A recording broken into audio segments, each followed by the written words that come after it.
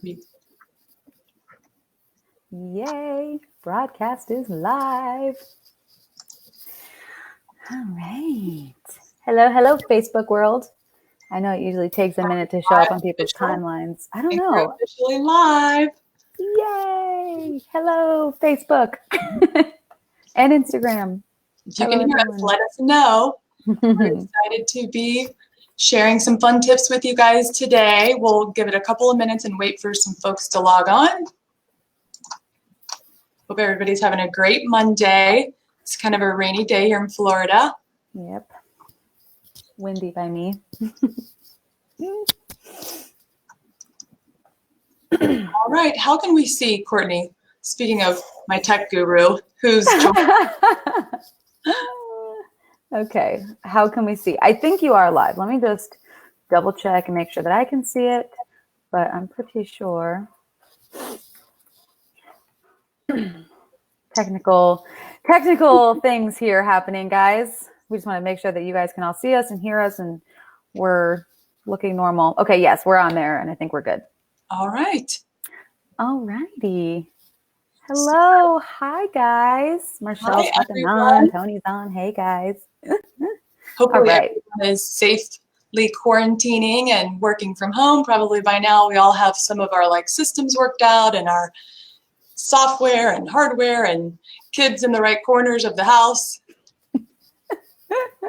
I do. Mine's hiding. So mine's hiding in the living room. I'm hiding actually in my office. Yeah, exactly. We're hiding. Yeah. Okay, super. Well, I guess we'll just kind of get started. I'm Leslie Heimer with American Liberty Mortgage, and Courtney Rollo is kind of our guest speaker today. Courtney is our processing manager for the Orlando office, and we have a very busy process and a very busy pipeline of loan clients. So Courtney is sort of the hub of that. We have to manage multiple deadlines and communicate with tons of people. So it's always surprising to tell folks that in one loan transaction, there could be up to 20 people involved, from the appraiser to the surveyor to the real estate agent to the listing agent, the title company, the borrowers. So it really is a lot of engagement that happens, and most of that, of course, happens over email. So today, as episode 1 of our mini workshop series, How to Maximize Productivity When Working from Home, today we're going to focus on email optimization. And Courtney is the oracle of all things organization. You cannot be a processor closing 20 files a month without truly having some pro tips and serious attention to detail and organization. And my role is more in the business development side of things for our company. So I tend to be less disciplined in my inbox. It gets way crazy overwhelmed. And so if anything, I'm excited to hear Courtney always is helping me organize better and be more productive and just a little bit more streamlined in how we handle our emails. So with that, did I cover our little intro, Courtney? I think so. Everybody ask questions. We're excited to hear your questions as we move along. We're going to make this succinct, and you're going to walk away with actionable, real, immediate steps that you can take today to manage your inbox better, manage your time better, be more productive. We always say that your inbox can really, a lot of studies show that it can truly affect your emotional vibe and how you feel about your day. Court, I know that you mentioned that kind of if you have that big to-do list. Yeah. I know for me personally, and I'm sure you guys feel the same way, if I'm home, even when I want to relax, on an off day or on the weekend or after work, if I have a mountain of laundry or a huge to-do list, my mind just can't relax and my mind just can't focus on one thing. And it's no different with your email or no different with your to-do list. When you have I know some people have literally thousands of unread emails. You've all seen that meme, I'm sure. There are 2 types of people in the world. One person has no notifications and then one person has thousands. And that just gives me so much anxiety. And if you're looking for something, or if that's just in the back of your mind, having all of these unread emails, all of these unread notifications, it gives you a little bit of anxiety, or a lot, if you're like me, a lot of bit of anxiety. So it definitely like clouds up your mind and doesn't let you like focus. Yeah, totally. It's just that like static kind of in the back of your head that you're always like, am I missing something? How do I prioritize? Oh my gosh, I have this giant to-do list essentially just staring me in the face. Like, where do I start? So it's definitely a goal of mine. And I think since we're all home, maybe have a little bit more time, it's important to just learn some new habits. So why don't we get started? And my first question for you, Courtney, is how do you, from a broad strokes perspective, how do you organize your inbox and manage your email time from a general standpoint? So yeah, I like to have my little like triage system that I do. So number one, you will never catch me with like a ton of unread emails. That is just too overwhelming and too like, crazy. So I have a little triage system that I do. So aside, like I do my email organization, and we'll talk about that in a second. But other than that, I organize my time. I do a lot of time blocking. We are going to talk about that. This is not going to be like the only part that we talk about, like working from home and productivity, just like you mentioned. But yeah, I utilize my time, like my task management and a to-do list is so important to me. My email organization, which we're going to talk about today, and then time blocking, which we'll talk about later. But those are like my three main things that how I stay organized and manage my time. Great. I love that. I tend to treat my email like my to-do list, which is totally not productive because they just keep going down on the to-do list as new things come up. So I am excited to learn more about how for each email, let's say, okay, you have an email and you're going to open that email and then what? So emails come in and I categorize them three ways. One is something that I don't really need to have sitting in my inbox, taking up space, taking up like my visual, brain power, whatever you're trying to say. Yeah. Like I just don't need it there. If it's like a notification of whatever, or like an email that I was copied on that like, okay, cool. That's information. I'll look at it and it's gone. It's out of my inbox. And I also file. I do want to talk about that. So let's start there. I don't recommend this for everybody, email filing, unless that's your business model. Obviously our business model is we have different files. As you mentioned, we have 20 plus files that we're working with all the time. So just having everything in my inbox is too crowded. There's not organization that way. But when I have it organized, I have files for each person. I easily file whatever email it is into that person's, email file, email folder. Now, if that's not your business model, again, like if you're not working on project A, project B, project C, don't stress yourself out with email filing. That's going to just make it harder on yourself. So anyways, back to your original question. So yeah, when I get an email that comes in, if it needs to go in whatever file it needs to go to, that's where it goes. If it's just an informational thing, I can just put it right there and not even worry about it. It's unread, whatever. I mean, it's read and that's at the end of it. If it's something that's going to take me a longer time, a project that I have to work on, a task that I have to do, I will add it to my task list, my to-do list, and mark it, how I organize that a certain way, but I mark it wherever it needs to be done, whatever priority it is, I put it in my to-do list. And then if it's just a quick reply, someone's asking a quick question that I know the answer to, I don't have to think about it. I could just answer it real quick, get it out of my inbox, and it's not taking up any of my time, and it's not like bothering me in any sort of way. I answer it and it's done. So even if the priority may be, not as urgent, you're just going to get it over with. If it's a quick answer and, something that doesn't need to go on your to-do list for you to do later because it can be handled right away. Exactly. Mm-hmm. Okay, great. That makes sense. So you kind of right then and there decide if you need to file it in a folder for the project or the client, if you can reply, or if you need to put it on your task list to do later because it requires some thought power. Yeah, exactly. Yep. Okay, super. That makes sense. So just take the time to do that for each email. Yes.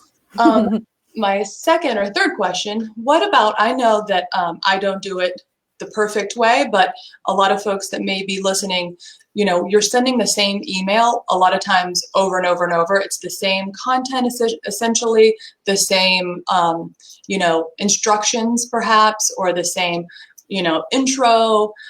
So I create a file folder and do a lot of copy paste, but it's kind of a little cumbersome the way to use email templates and use those processes. So how do you do that, Court, for emails that you have to send, Yeah. all the time? I love this question because I think a lot of people do what you do and just copy and paste, or they're just typing out the same email over and over again. And then if you're having an off day and you're like, what did I say in the last email? That verbiage sounded so good, and now I don't know what I said. Right. You're having to think about it, or you're searching or whatever. It just takes up so much of your time and like your brain power. So we utilize Outlook. For those of you that don't know, that's our like email platform that we use. So in Outlook, it's called Signatures, and I know Gmail has one called canned responses. So I'm not sure what other email platforms use, but for Outlook and Google or Gmail, you can create basically a template that has the whole entire email typed out, and you can just what's the word I'm looking for? Like highlight those things that need to change in each email. So if I'm ordering, documents for something, it's going to be the same email every time. I need X, Y, and Z. I can just fill in the things that need to be filled in and not have to worry about sitting here typing out the whole thing or thinking about whatever it is. So again, for Outlook, it's called Signatures. And I think we can even do this in, later or in another episode, talk about like specifically how to do it. Mm-hmm. But yeah, you can just create a template basically, and then just click on that template. So you're not copying and pasting from a saved email. Mm-hmm. Okay, great. Yeah, that is such a pro tip in my opinion, because so much of what we do is repetitive, and yeah, it does take a lot of brain power to, hi, Sue, how was your day? I hope you and your family are staying safe, blah, blah, blah. So another thing that I'm always reminded of, especially I tend to be a little long-winded, is its email world nowadays can be very succinct and precise, and some of the formalities that perhaps us non-millennials grew up learning because email came on the scene, after college, for me. Yeah.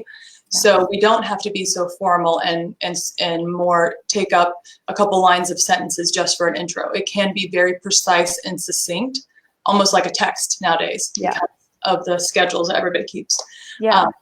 Hey, I did want to answer one thing real quick. Tony, I know you said something about using signatures to create a document. Can you describe what you mean? Because we might be talking about two different things, and I don't want you to get confused. The signatures I'm talking about specifically are email signatures, where it has all of the info that I'm going to send in an email. Now, if you're talking about documents, as far as like Word documents or things like that, I know that Word and all of those applications do have their own template making system. And I don't typically use those. We don't use a lot of like Word for things like that, but specifically I'm talking about email. So yeah, in an email, you can create an email template. And if you want to shoot us a message, then we can chat, a little more on how specifically to do that. But it's called Signatures in Outlook. And then for Gmail, it's canned responses. And Leslie, if you're looking for where I'm looking, they're not showing up in the thing that we're on. I'm looking at Facebook to see those comments. Okay, great. Yeah, I noticed that. I was going to share screen and show you the signatures part. For those of you who are looking, it's actually where you create your signature, where I would put like Leslie Heimer, branch, blah, blah, blah, American Liberty Mortgage. So Courtney creates that as her signature block. She'll just have different signature blocks. So instead of one being called email signature, it'll be called welcome, message. Yeah. Appraisal order, title work, so whatever it is. Right. Yeah.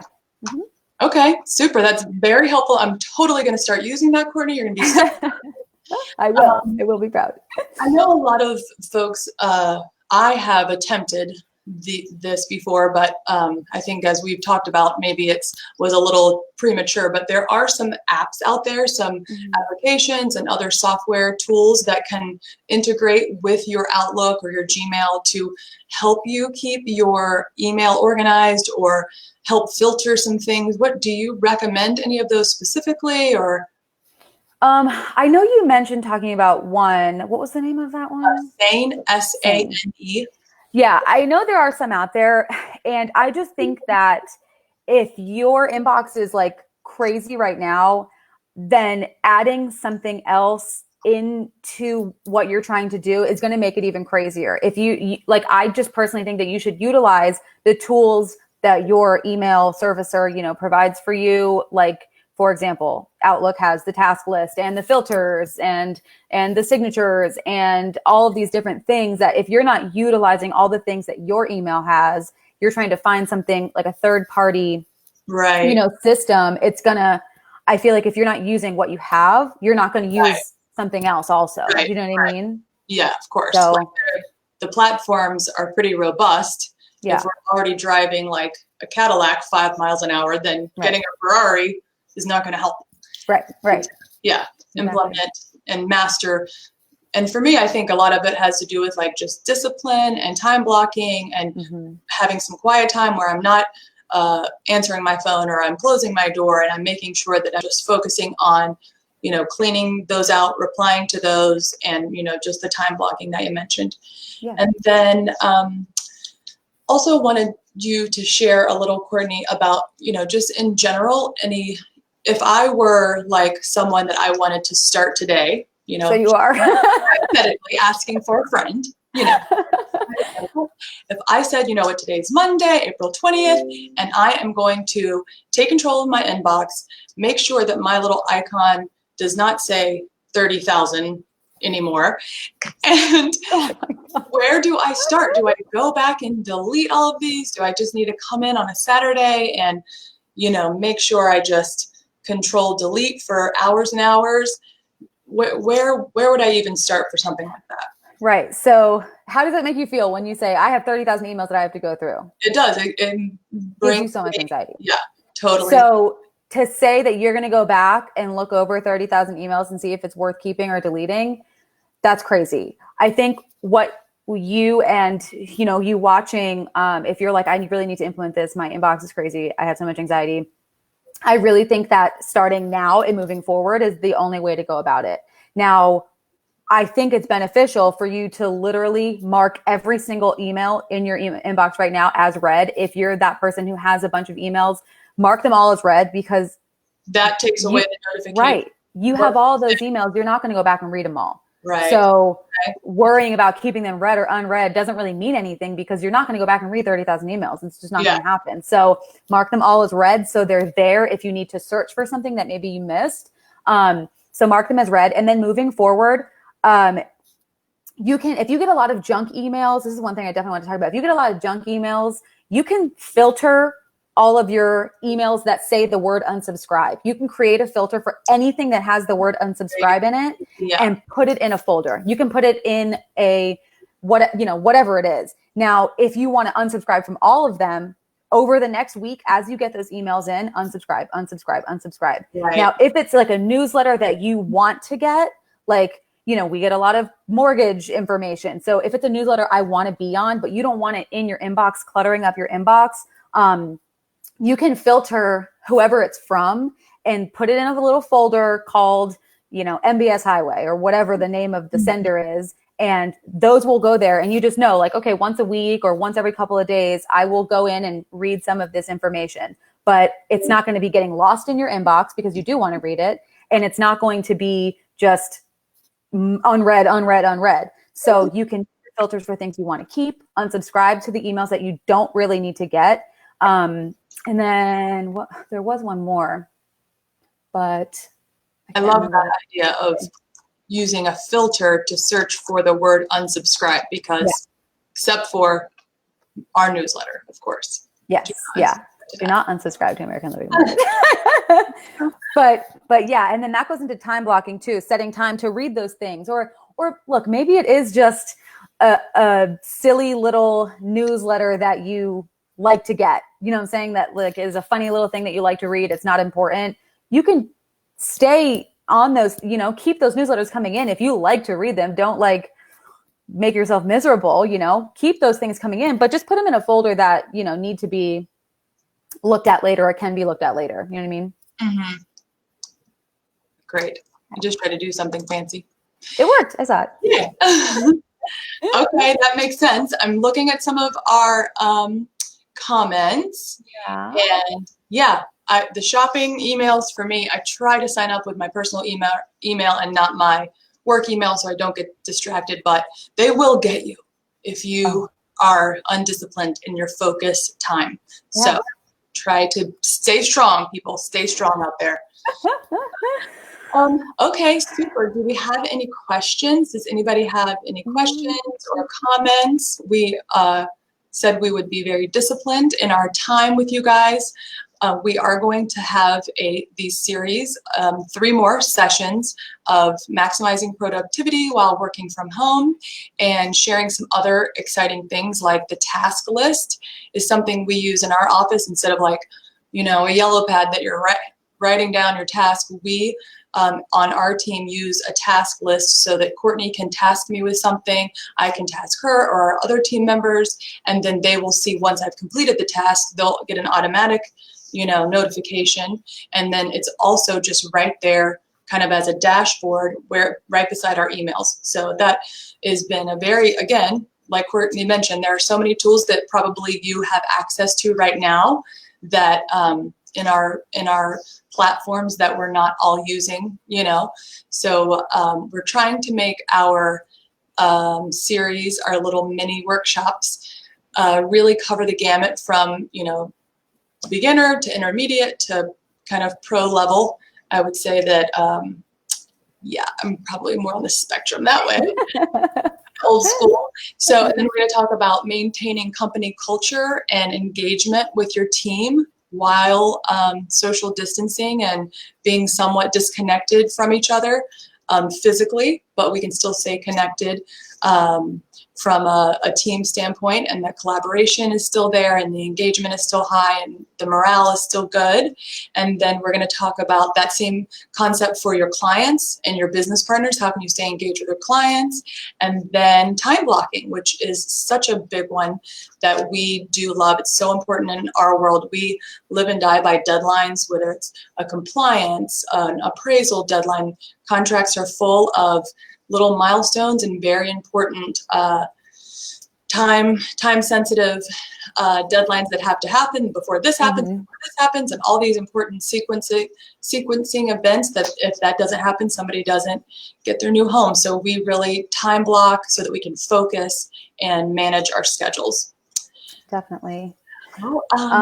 Wendy, I see your question. So for we utilize Outlook for our email servicer, and Outlook has their own task list, and they have like an app that you can download and it has the task list. But if you have like a task list, like your email servicer may not have something like this. I don't really know what other ones do or don't. But if you have something like you're saying you use Trello, I know Google even has one. I know iPhones have their own. So whatever type of task list that you have that you can get your team on, that's great. And again, we're going to talk about this later, but I used to write everything down in a notebook, and every single day I would write a new to-do list, and it was super helpful. It just took a lot of time. So now I do the same thing, but just I have it digital, so it takes less time. So, but yeah, we'll talk about that in a later. That's a great question, Wendy. I have used Trello before, and I think that it's such an industry-specific answer to that question. So in our industry,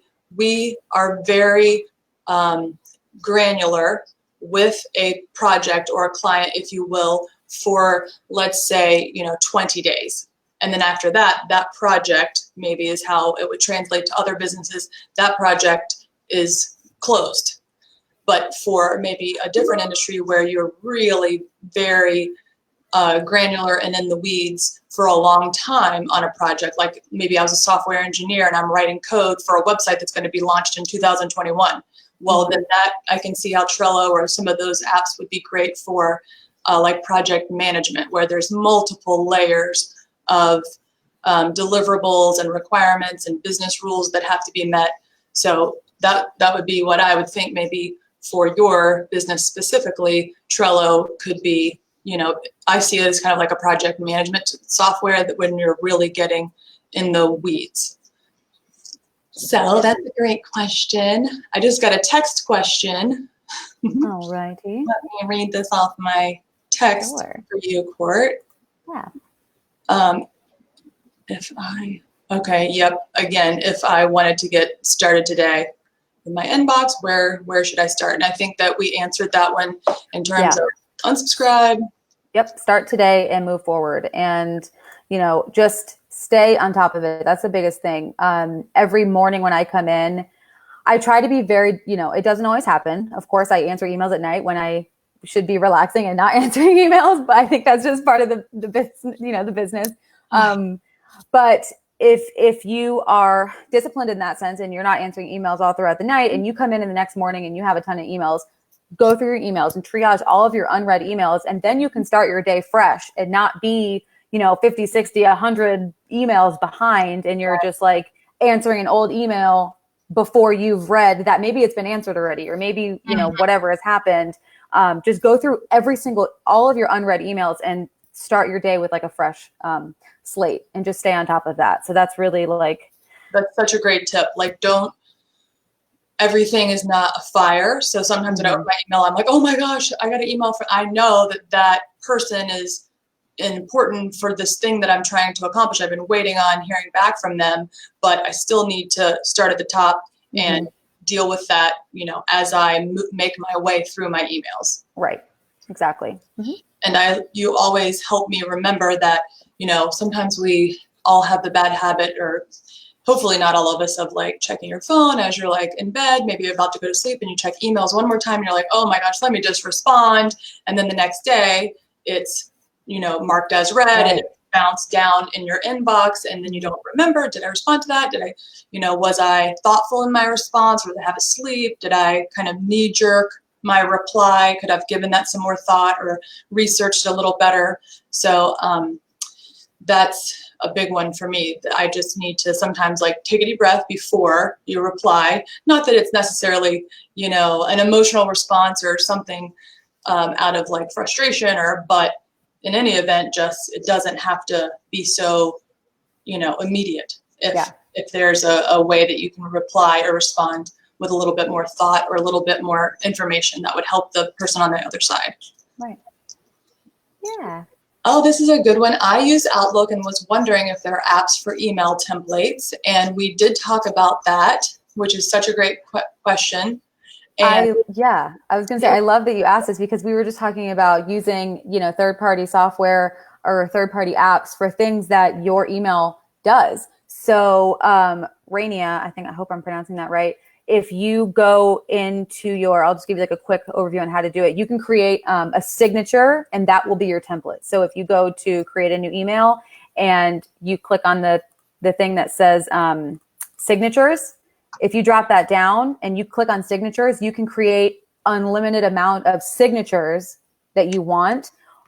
But that's how I use my templates. So instead of just having my name, like Courtney Rollo, processor for American Liberty Mortgage, I will have an entire email as a signature, and I just label it whatever, it is. So I know for myself, if I'm going to go order some homeowners insurance, I can just click on my homeowners insurance signature, and it will give me everything that I need to fill in for the people that I'm ordering insurance from.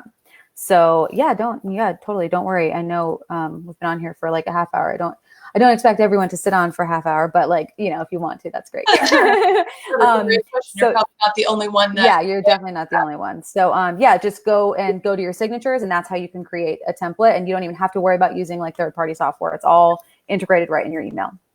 I do it a little different, Rania. They both are great. I probably am going to switch to Courtney's method because I think she's a little bit more streamlined, but you can also create a folder in your whatever that's called on the side of your emails, a folder, and I call mine email samples, because I'm always having to send a client, okay, here's what to expect next, my setting expectations email. So I could just go grab that one. Instead of Mr. Smith, now it's Mr. Jones, and here's what the next steps are and what you can expect. So, because that's one of the things that were really important in our discussion, is because you send a good email, you get your words right, the verbiage is clear, you format everything, and then you have to send it again. You're man, what did I say that one time? Because that was really good. And then maybe you can't get your thoughts together. So that is a huge time saver, in my opinion. That's definitely one of my favorite things, because rewriting emails nowadays is just, we definitely can all do better. Can all Yeah. do better. Okay. Definitely. We have used we did discuss there are some apps. We just mentioned that if you're not like using the zero inbox method or, really on top of your emails in terms of your, systems and processes, then you might not be ready for an app. I have used Sane, SANE. So maybe if you are at that level, Rania, and something you want to look into, that was a pretty good one for me. It kind of just primarily it scans your emails. This was before Outlook update where it says focused and other. This was before that, so now Outlook kind of also does that. But it would scan your email, take away the things that it knew was spam, take away the things that it knew was not focused. Sort of how our emails now say focused and other. That's kind of what that application did back in the day. So, okay. Yeah, that's a great point, Wendy. In an organization where lots of people need to have layers of approval and insight into your operations or what you're doing or your tasking, I can see how like Trello and some of those big giant applications for project management would be huge, because transparency is such an important, and everybody can kind of see everything in a nonprofit, for example, where there are lots of stakeholders. So that's such a great point.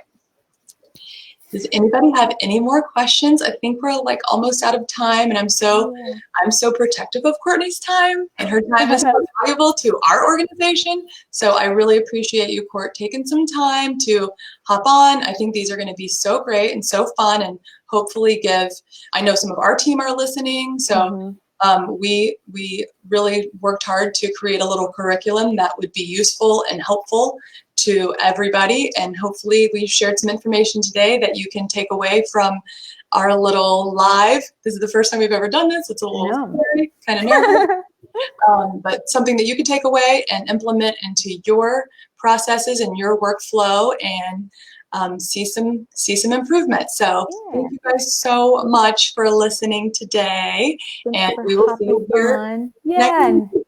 Yes, next, Tony was asking next Monday, right? We'll be on every Monday. Every Monday. And, giving you guys lots of info. And now I have to go answer and go through my 20 emails that I have. So it's giving me anxiety. Thank you guys. Have a great Monday.